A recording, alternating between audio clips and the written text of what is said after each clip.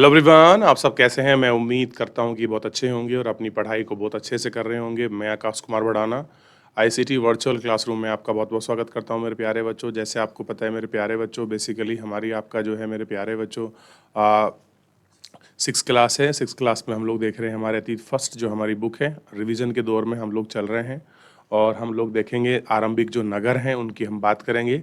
Chapter number 3 है, revision के दौर में हम हैं। क्लियर है? चलिए, तो आइए देर ना करते हुए हम चलते हैं सीधा डिजिटल बोर्ड पर। देख लिया आप लोगों ने? तो चैप्टर हमारे सामने है, चैप्टर नंबर 3 का हम लोग रिवीजन में आए हैं। आरंभिक नगर को हम लोग देख रहे हैं। सबसे पहले पुराने भवन संरक्षणों की बात करी। जो पुराने भवन हैं उनका संरक्षण क्या आज भी जरूरी है या बस एक कहानी बनकर रह गया है वो संरक्षण? तो इस पर हम लोग जानेंगे और इस पर देखेंगे कि क्या हम सोचते हैं कैसा कुछ है इन संरक्षण वाली चीज पर। तो देखिए,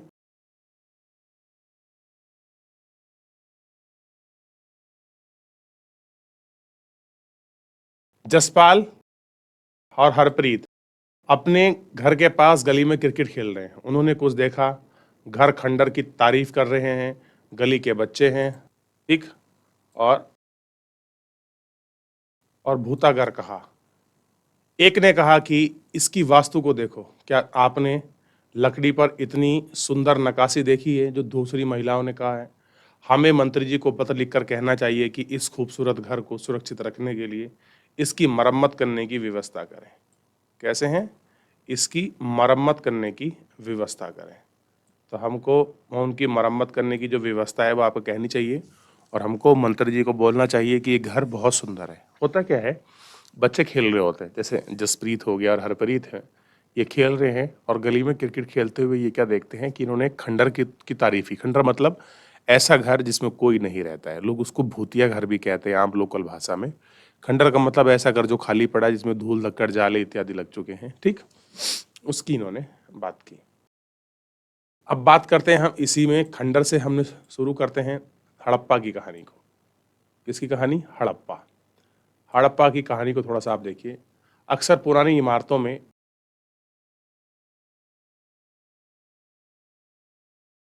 आपकी कहानी बताता है। लगभग 150 साल पहले जब पंजाब में पहली बार रेलवे लाइन बिछ रही थी। कैसी थी? रेलवे लाइन जब आपका बिछने जा रही थी,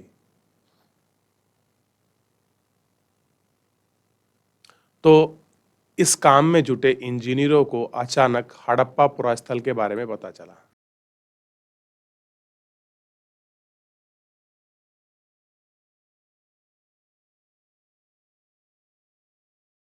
हड़प्पा पुरास्थल के बारे में इनको पता चला। आधुनिक पाकिस्तान में उन्होंने सोचा है कि ऐसा खंडर है जहां से ईंट अच्छी मिली हैं, ईंटें अच्छी ईंटें मिली हैं। यह सोचकर हड़प्पा के खंडरों से हजारों ईंटें उखाड़ ली गईं और जिससे उन्हें रेलवे लाइन बिछाई और इससे पूरी तरह से इमारतें नष्ट हो गईं।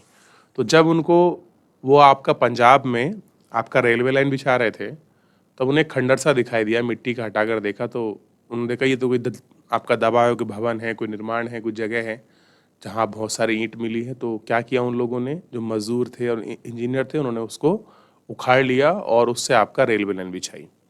तो जब वहां से ईंट उखड़ी, जो भवन निर्माण का स्ट्रक्चर था वो पूरी तरह से बर्बाद हो गया। क्या हो गया? नष्ट हो गया। तो हमको ये नहीं पता चल पाया कि एक्चुअल में यहाँ था क्या। क्लियर है? यहाँ था क्या, ये हमको पता ही नहीं चल पाया।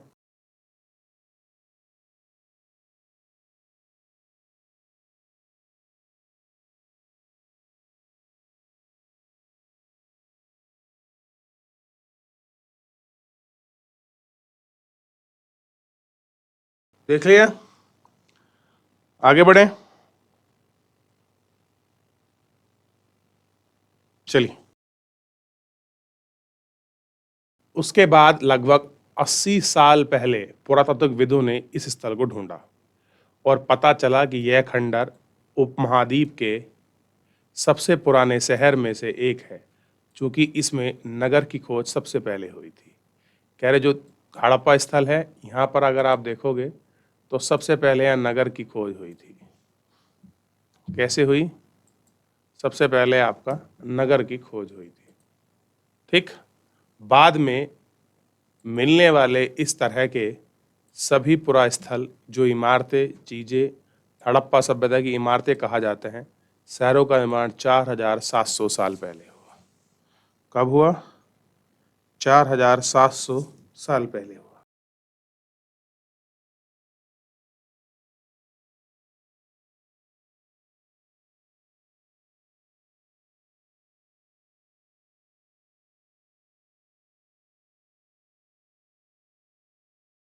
देख लिया? तो हम इसमें पुरातात्विक शहरों को देखा।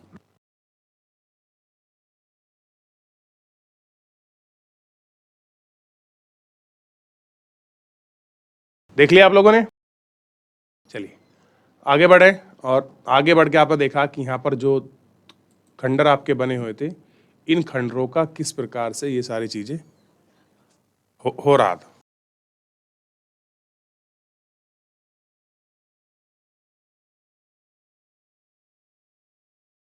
क्लियर है? चलिए ध्यान दीजिए बच्चों। तो इस तरीके से हमने इन कहानियों में आपका देखा, ठीक। अब आपने देखा कि क्या कहानी थी, क्यों नष्ट हो गए, ये सब हम बाद में पढ़ेंगे। लेकिन प्राय इमारतों में तोड़ फोड़ और उनकी जगह भवन बनाए जाते थे, ठीक। क्या तुमको लगता है इतनी पुरानी इमारतों को सुरक्षित रखना चाहिए? अब कोई आपकी इमारत बची है, कोई अगर पुरानी बची है, तो क्या उसको सुरक्षित रखना आसान है? और इतने लंबे समय तक क्या उसको सुरक्षित रखा जा सकता है? जिस नगर की बात कर रहे हैं वो कोई आज के नगर थोड़ी हैं, वो बहुत लंबे समय पुराने नगर हैं, और उनको हम उन नगरों को आपका देखते हैं, ठीक। और उन्हीं पर हम बात करने का प्रयास करते हैं कि इतने लंबे पुराने नगर कैसे हैं। क्लियर है कि नहीं है? ठीक। तो इतना आपको क्लियर होना चाहिए। यहाँ तक कोई डाउट, कोई क्वेरी किसी बच्चे का?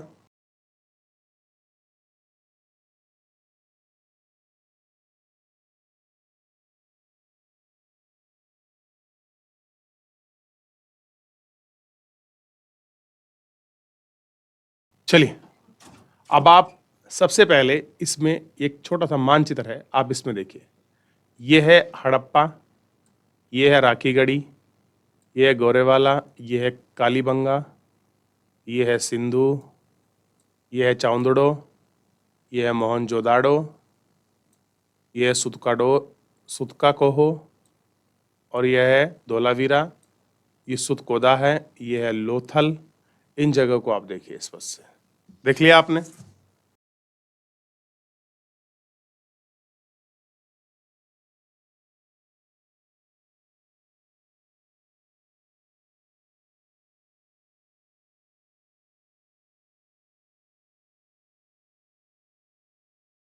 चलिए देख लिया इतना?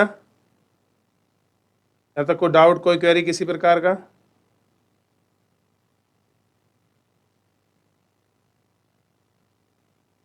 आगे बढ़े।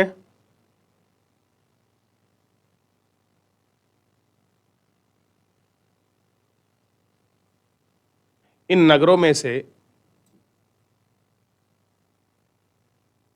दो या दो से ज्यादा विभाजित किया जा सका है। जो ये नगर हैं, इनमें से दो या दो से ज्यादा हम उनको विभाजित किया चुका है। प्राय पश्चिमी भाग छोटा था लेकिन ऊंचाई पर बना था, पूर्वी हिस्सा बड़ा था लेकिन यह निचले इलाकों में था। ऊंचाई वाला यह पुरातात्विक नगर दुर्ग कहते हैं, और निचले हिस्से को निचला नगर दुर्ग कहते हैं। दोनों हिस्सों की चार दीवारें पक्की ईंटों की बनाई थी।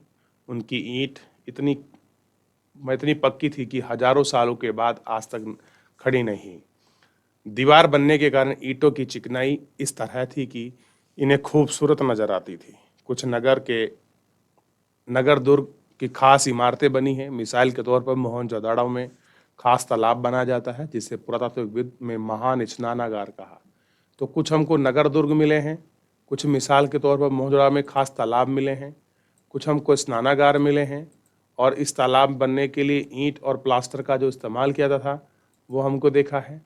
और पानी के रिसाव को रोकने के लिए प्लास्टर के चारकोल के ऊपर एक पाप का परत चढ़ाई जाती थी, ठीक है।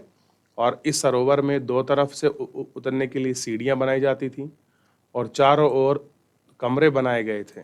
इसे भरने के लिए पानी का कुएं से निकालते थे और उपयोग के बाद इसे खाली कर दिया करते थे।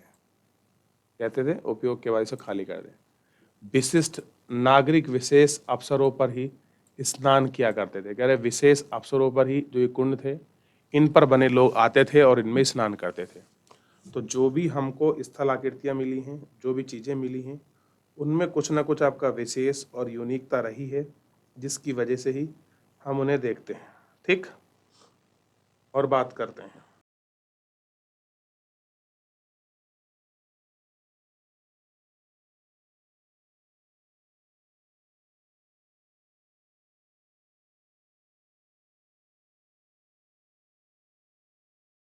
आगे बढ़ें तो मोहनजोदाड़ो, सुत्काडोर, कालीबंगा, लोथल, चाहुंदड़ो, ये सब जगह जो स्थल हैं आपने अच्छे से देख लिए होंगे।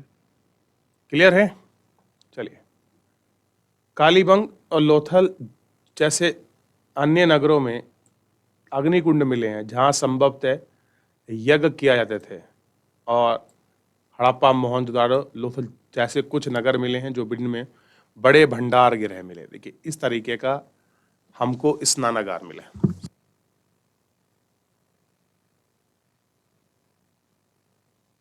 होगा कि हमको इस प्रकार के क्या मिले हैं, महान स्नानागार मिले हैं, जो मोहनजोदाड़ो में या बड़े बड़े जो स्थल हैं, पूरा स्थल हैं, उन पूरा स्थलों में आपका देखने के लिए हम इनको देख सकते हैं, या हमको ये सारे पूरा स्थल जो हैं आपका देखने को मिले हैं, और हमने इन सारे पूरा स्थलों को देखा है। क्लियर है?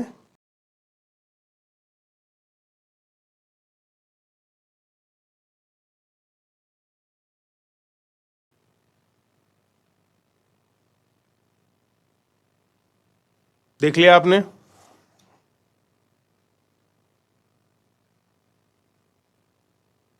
यहां तक कोई डाउट, कोई क्वेरी?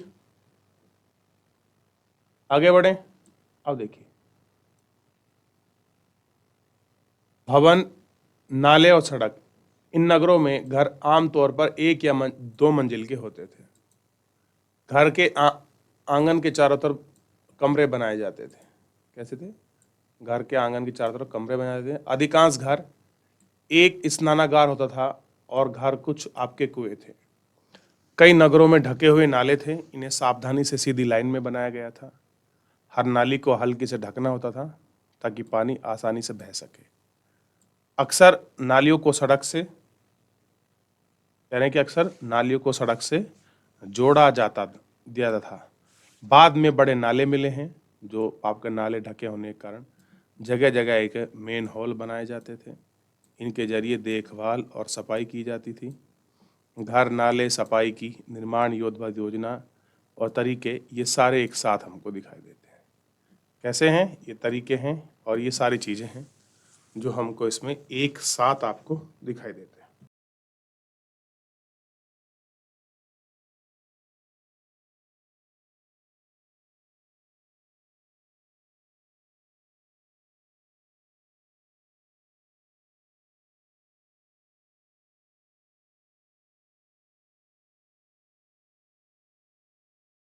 चलिए आगे बढ़े।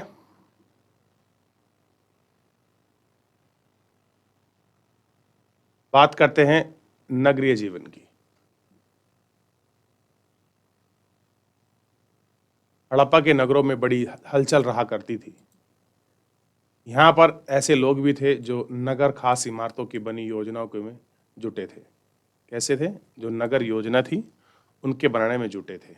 ठीक, और वहाँ संभवतः शासक थे, जिन्हें संभव है कि ये शासक लोगों को भेज कर दूर दूर की धातुएं, बहुमूल्य पत्थर, अन्य चीजें आपके मंगवाते थे।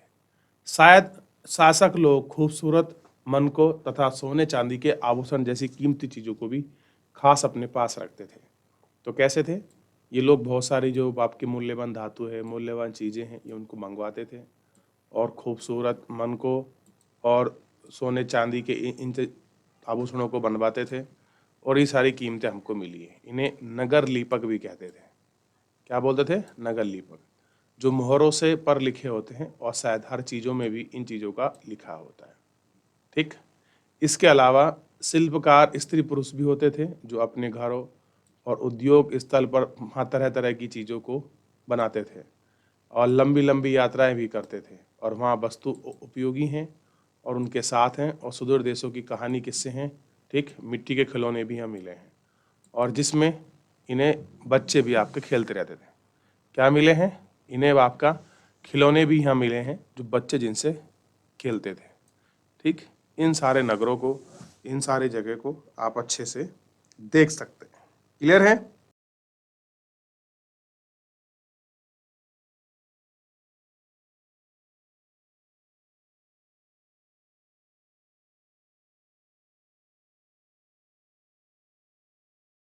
देख लिया? चलिए अब देखिए, अब आप सबसे पहले मोहनजोदड़ो में सबसे ऊपर सड़क है, कुआं है, नाले हैं और कुछ मोहर दिखाई गई हैं। देखिए ये किस तरह के नाले बने थे, ये कुआं वहाँ से मिला है और इस तरह की जो मोहर हैं उपमहाद्वीप में लेखन प्राचीनतम है और उसकी चीज़ें हमको किस किस प्रकार से देखने के लिए मिली हैं। आप इनको बड़े अच्छे से देख सकते हो कि कहाँ कहाँ पर कौन कौन सी ये हैं। ठीक, इसको देखिए।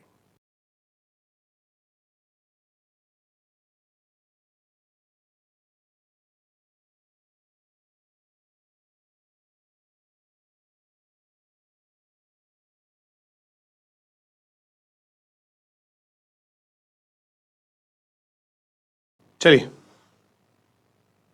आगे बढ़े।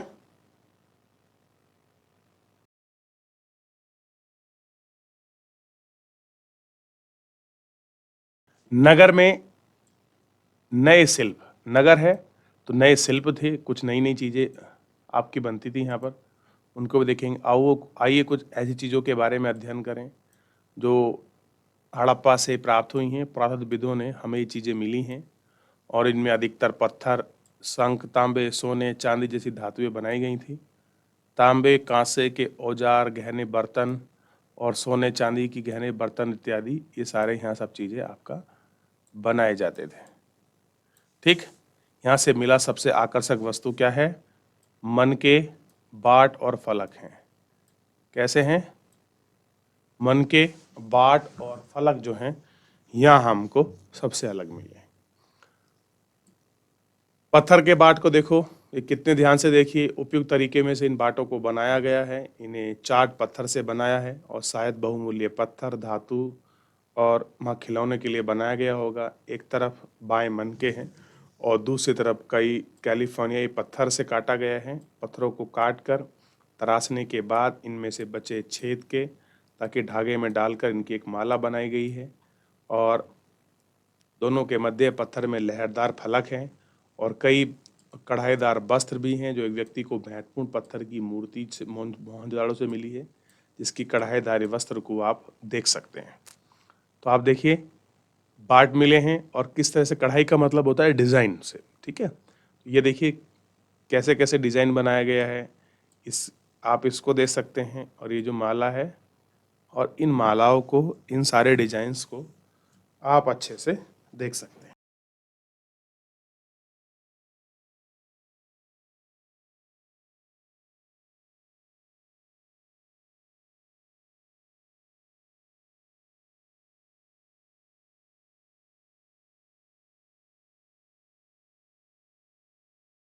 चलिए देख लिया आपने, तो इस तरह के मोहर और मनके मिले हैं और आप देखिए हड़प्पा सभ्यता के लोगों की मोहरें बनती थीं, आयताकार थी और मोहरें सामान्यतः जानवरों के चित्र की बनाई गई थी। हड़प्पा सभ्यता के लोग काले डिजाइन और खूबसूरती दाढ़ी के लाल बर्तन भी हमको देखने के लिए मिले हैं। अब इस व्यक्ति को देखिए, ये हड़प्पा सभ्यता में मिली एक मोह हमें एक मूर्ति है। इस मूर्ति को आप स्पष्ट से देख सकते हैं। ठीक, और आप स्पष्ट रूप से आपने इसको देख लिया होगा। ठीक,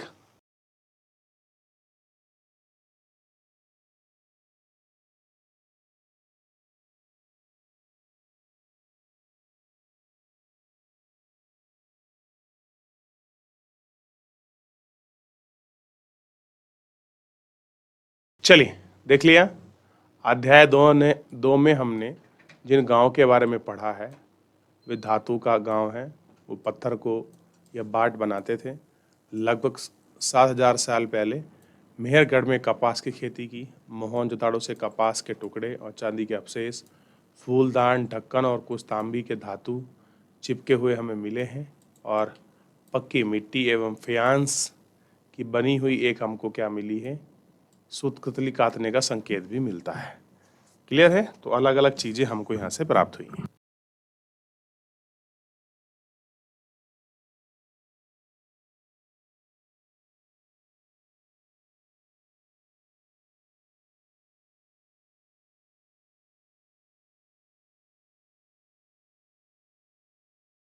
देख लिया आपने? अब देखिए, तो इस तरह की हमको जो मूर्तियां हैं वो अधिकांश देखने को मिलती हैं। इनमें अधिकांश वस्तुओं का निर्माण विशेषज्ञ द्वारा ने किया है। अब देखिए, जो इस प्रकार की उत्कृष्ट मूर्तियां बना रहे हैं, तो जो लोग विशेषज्ञ होंगे, यानी कि जिनको हम एक्सपर्ट कहते हैं, उन लोगों ने कहा गया होगा, जिन्हें हम क्या कहते हैं, विशेषज्ञ कहते हैं। किसी खास चीज को बनाने के लिए खास प्रशिक्षण होता होगा, जैसे पत्थर तराशना, मन के चमकाना, फिर मोहरों पर पिचकारी करना आदि। 28 चित्रों को देखें और चेहरे पर आकर्षक ढंग से बनाया गया है, दाढ़ी अच्छी तरह दर्शाई गई है, और यहाँ तक किसी मूर्तिकार का भी काम हो सकता है। कह रहे हो सकता है किसी एक्सपर्ट ने बनाया हो, लेकिन जिस तरह से मूर्ति वूर्ति चमक रही है, हो सकता है किसी एक्सपर्ट ने इसको अच्छे से बनाया हो और इसको दिखाकर काम में लिया गया हो।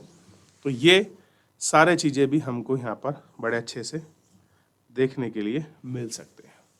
हर व्यक्ति विशेषज्ञ नहीं हो सकता। हमें यह पता नहीं है कि सिर्फ पुरुष ही ऐसे काम प्रशिक्षण हासिल करते थे या फिर केवल महिला ही। शायद कुछ महिला और पुरुष दोनों इस काम में थे। तो क्या अब ये कंफर्म नहीं हो पाया है कि ये जो मूर्ति है किसी एक्सपर्ट ने बनाई है, किसी कारीगर ने बनाई है, किसी स्त्री द्वारा बनाई गई है, किसी पुरुष द्वारा बनाई गई है? तो अभी ऐसा कोई एविडेंस हमको प्राप्त नहीं हुआ है, और न ही हमको कुछ ऐसा स्पष्ट हुआ है कि किसने बनाई है, क्या जानकारी है। ठीक।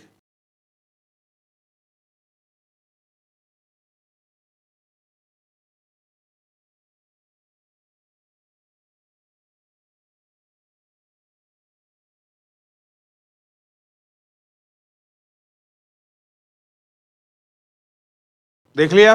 चलिए, अब थोड़ा सा आप नीचे बढ़िए और देखिए फेयंस क्या होता है।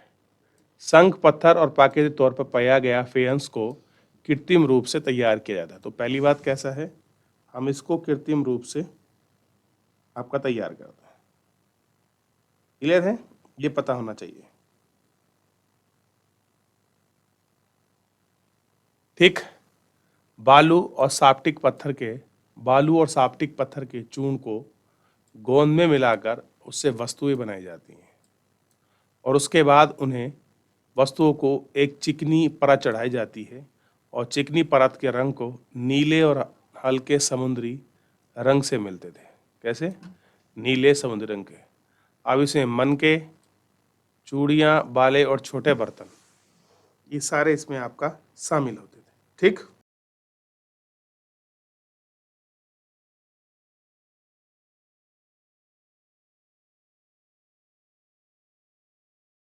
तो मेरे प्यारे बच्चों, इस तरीके से हमने आपका देखने का, जानने का प्रयास किया कि आखिर में मोहनजोदाड़ो में या जो हड़प्पा स्थल हमको मिले हैं, कैसी नाली हैं, कैसे उनके भवन अवशेष है, कैसे कुएं हैं, कैसे हमको मनके, कैसे फलक, कैसे हमको मूर्ति मिली है, कैसे विशेष नगर के रूप में उनको जाना जाता था, शिल्प कलाकार मूर्ति आदि क्या थी, इनको देखा। तो फिलहाल आज के लिए इतना ही। मिलेंगे नेक्स्ट लेक्चर में। धन्यवाद।